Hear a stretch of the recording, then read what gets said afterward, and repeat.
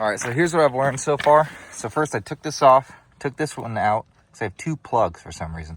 Took this one out and it drains out. It does filter out through this intake that's going this direction for water when it's on. This guy had fully drained out.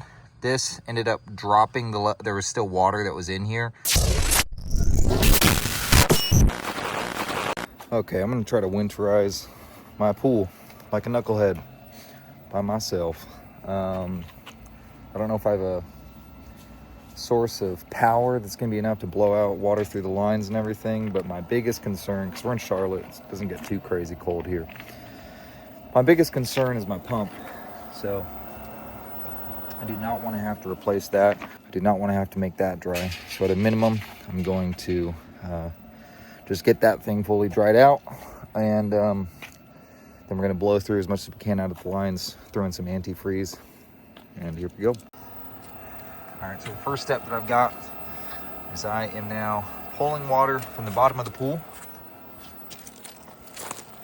I'm just switching this guy off to go from the bottom of the pool. And draining it out here. All right, so I've now drained the pool. As you can see, it's just a little bit below here. There is still water stuck inside. I put this gizmo in. It's a very simple device, just threads on, 2 different sizes, Amazon, real cheap. And I'll pull this out for when I do the actual work, but I'll take a vacuum and vacuum all of this out as well. And essentially what I'm gonna do is pressurize all of this from that side, and I'm gonna blow out everything that's coming in from these returns, starting there, and then fill it with antifreeze.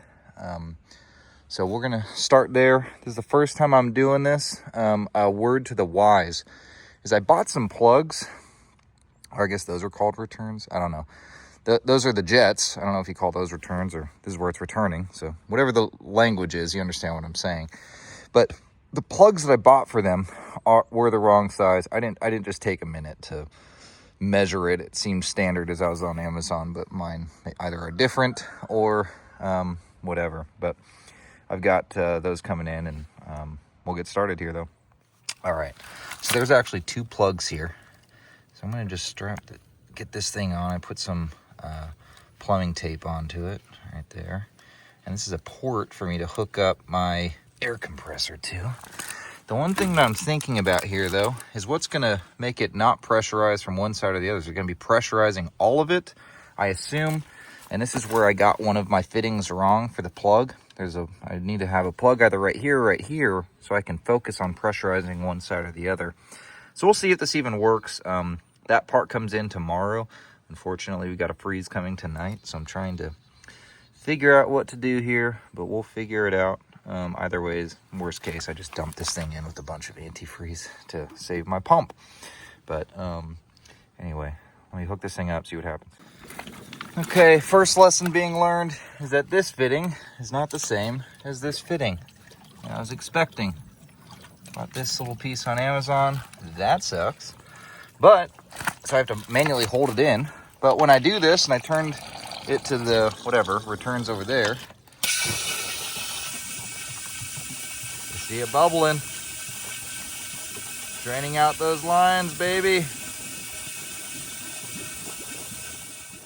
All right, so next is I've got this dapper, awesome shop vac for, that's good for water as well. And so I'm gonna turn this thing on and suck out this stuff that we got going in there. All of this has already been blown out, which is great.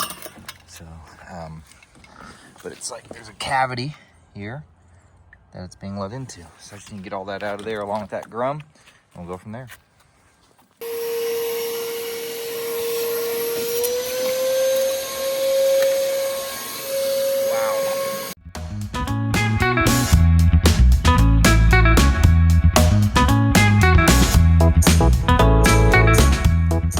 This vacuum is amazing.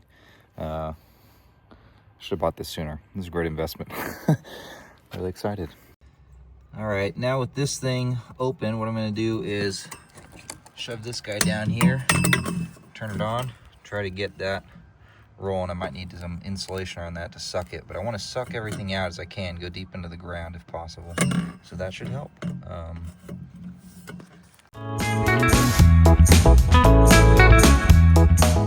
All right, now that all that water's sucked out there, and I just would need to put antifreeze in, I think. Do the same thing on the other side.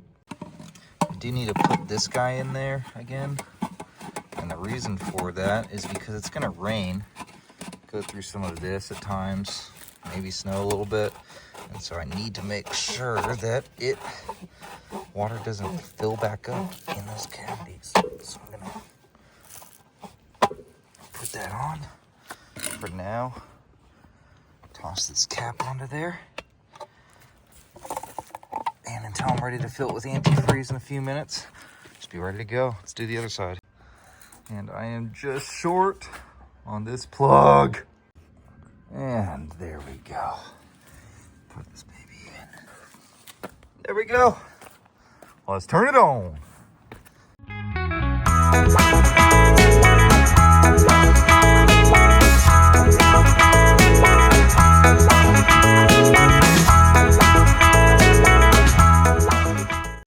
All right, so here's what I've learned so far. So first I took this off, took this one out, because I have two plugs for some reason. Took this one out and it drains out. It does filter out through this intake that's going this direction for water when it's on. But when this guy had fully drained out, this ended up dropping there was still water that was in here. So this is, I don't know what, additional final valve. I undid that, let out all the water. There now should be no water really that's on the inside of this. A little bit, but enough to freeze. Definitely these aren't full. These are empty now. You can kind of hear it. But a couple things is that because I didn't get the right size for the fitting, I can't I can't plug this, push out this direction, plug that, push out this direction. The last thing is that, and I've ordered these, but I'm waiting on them. But when I hook up that air compressor, it just starts jetting out air out of this after all the water comes through and it backfills. So what I need to plug that while the air compressor is plugged in, and then I'll go on to the next one when the next one starts bubbling. As of right now, this is the only one, it just bubbles very rapidly. But I'll go to each of those exhausts and plug them until all of them are plugged. And then at that point, it should be good to go.